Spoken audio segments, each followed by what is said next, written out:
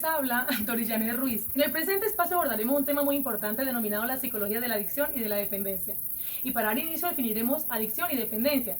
Por adicción se entiende que es una enfermedad mental crónica que hace que la persona no pueda dejar de consumir a pesar de las consecuencias negativas que está experimentando en todas las áreas de su vida. Su consumo está asociado a la pérdida de control, a problemas familiares, sociales y laborales.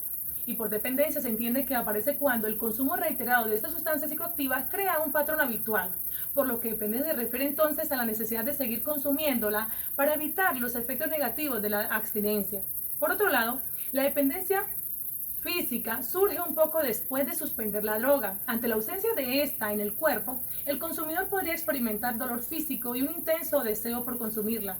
En otras palabras, la dependencia física es la necesidad fisiológica marcada por desagradables síntomas de abstinencia al interrumpir dicho consumo. Mientras que dependencia psicológica se puede desarrollar muy a menudo por los medicamentos prescritos para la depresión y ansiedad. Y aunque no se produzca una adicción física, la droga se convierte en una parte importante de la vida del dependiente. Es una forma de aliviar los sentimientos negativos. Según el DSM, las adicciones forman parte de la clasificación de los trastornos de personalidad y se le conoce como el trastorno per se.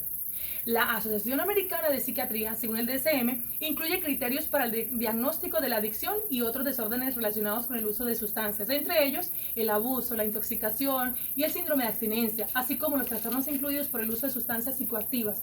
Según su clasificación, para diagnosticar la dependencia, parte de que es un patrón maladaptativo de uso de sustancias que conllevan a un deterioro o malestar clínicamente significativo en un proceso continuo de 12 meses y expresado por 3 o más ítems como lo son la tolerancia, abstinencia o el síndrome de abstinencia, intoxicación, uso y abuso de sustancias químicas. La tolerancia se crea por una necesidad de cantidades marcadamente crecientes de la sustancia para conseguir la intoxicación o el efecto deseado, al mismo tiempo que el efecto de las mismas cantidades disminuye con su consumo continuado. La abstinencia o síndrome de abstinencia, característico por la sustancia o el consumo de la misma o una muy parecida para aliviar o evitar los síntomas de la abstinencia. Entre ellos tenemos el síndrome de abstinencia del alcohol, de la anfetamina o éxtasis, de cocaína, de nicotina, de opiáceos, de sedantes hipnóticos o ansiolíticos, de otras sustancias o desconocidos. Uso. Del uso se define como el uso adecuado, es decir, la utilización o consumo sin que esto produzca efectos negativos físicos, psíquicos y sociales. El consumo sería entonces aislado, ocasional o episódico. Del abuso. Por el contrario, ¿no? Para la OMS implicaría 4 criterios diferentes: el uso no aprobado, el uso dañino, el uso peligroso, el uso que comporta una disfunción. Según el DSM, los criterios del diagnóstico de la intoxicación son 3. Primero, síndrome reversible debido a la ingestión reciente o a la exposición a una sustancia. Segundo, cambios psicológicos o comportamentales desadaptativos clínicamente significativos debido al efecto de la sustancia sobre el sistema nervioso central, como irritabilidad, la habilidad emocional, deterioro cognitivo, deterioro de la capacidad de juicio. Y tercero, los síntomas no se deben a una enfermedad o no se pueden mejorar o explicar por la presencia de otro trastorno mental. Por eso, cuando el uso o cuando el sujeto ha creado la adicción a una sustancia psicoactiva y no dispone de los medios para obtenerla, experimenta una angustia y ansiedad, de tal modo que hasta podría robar y cometer algún delito con tal conseguirla. De aquí la importancia de la psicoeducación, desde donde se pretende que el paciente entienda que padece una enfermedad mental y conscientemente decida abandonar la ingestión de esta dicha sustancia. De allí que comience a desarrollar el autocontrol, ¿verdad?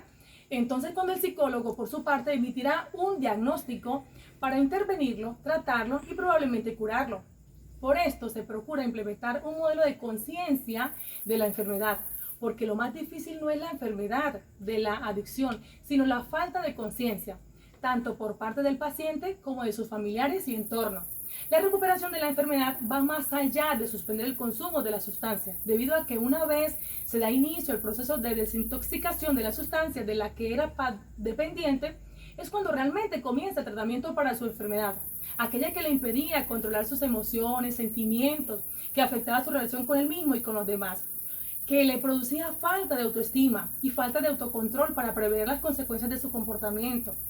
En líneas generales, el tratamiento persigue desaprender lo aprendido, de forma que el adicto recupere las habilidades personales, sociales y laborales, perdidas o no desarrolladas a causa de esta enfermedad mental. Porque no se trata de vivir sin drogas, sino de vivir bien sin drogas.